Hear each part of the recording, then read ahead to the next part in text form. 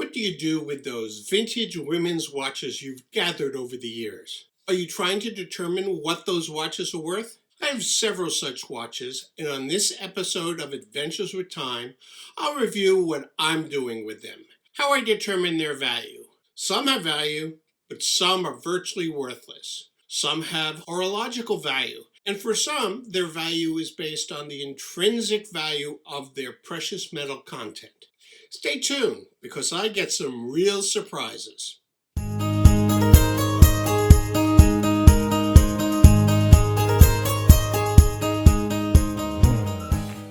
About 2 years ago, having been captivated in the watch hobby, I dug out some vintage women's watches that had come my way from various relatives. At that time, I just wanted to gather some information on these watches to help me decide what to do with them.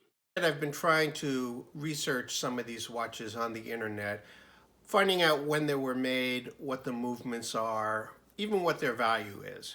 However, I never really found out much and didn't pursue it too much as I was heavy into building my own collection. Well, over the past 2 months, I've had some quiet time to research these watches. The bottom line is that I believe there is no great horological value to these watches. Maybe one has a little.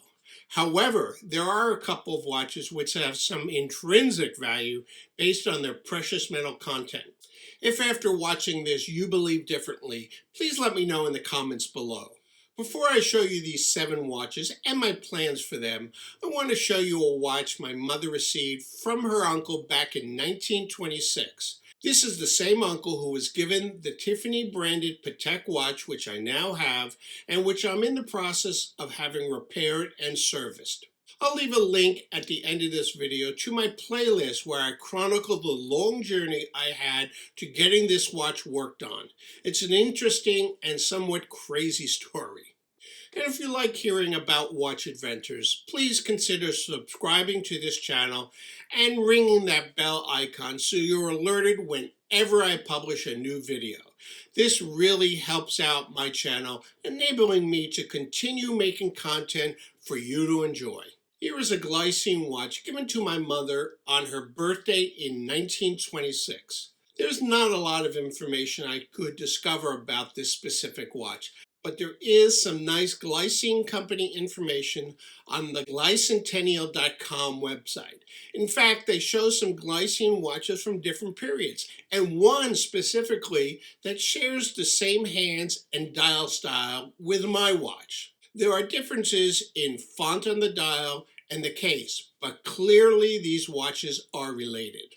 My watch comes in a 14-karat gold-filled octagonal case with engraving on the case back. The movement is branded Glycine and indicates 15 jewels. However, there is no other information that would identify it as the caliber 18 referenced on the website. This watch certainly goes into my collection in the cohort I classify as watches with sentimental value. I have no idea if there is any horological value to this watch. However, it will be a permanent member of my collection.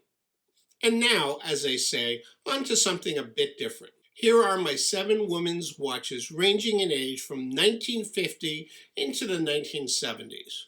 First, let's consider the 4 watches which I believe have little or no value, and what I will do with them. There are 2 Seiko quartz watches. I've searched eBay and see that similar watches to each of these sold for anywhere from $15 to $30. These sold with new batteries, so I need to consider that because mine have dead batteries. This Hamilton watch has a 14-karat gold-filled case with a 17-jewel Hamilton 911 movement. You can see that the dial is missing the 7 o'clock index, but it runs okay.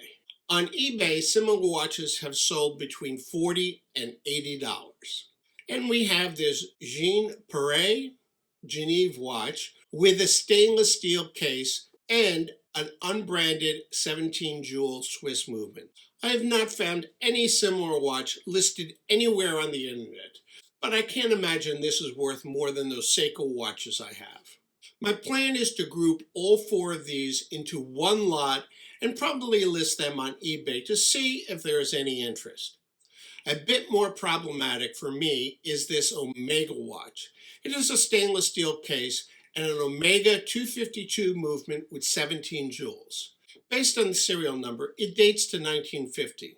The inside of the case back indicates the case was made by Omega and has what I believe is a model number of 2572-9SC and 2696. I'm guessing that the first number is the case model and the second number is the dial model. Am I correct on this? I have no idea. A recent listing on eBay of the same watch sold for $100. So my plan is to list my watch on eBay and see if there is any interest. Finally, we get to two watches whose value is significantly more, but solely based on their precious metal content. First is this Bulova Dior watch.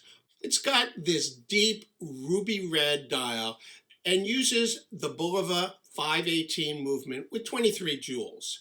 However, I believe the value of this watch is in its gold content. Both the case and the bracelet are listed as 14 karat gold. I had seen the same watch listed on eBay and sell for around $500, but this other watch was not in as good a condition as mine.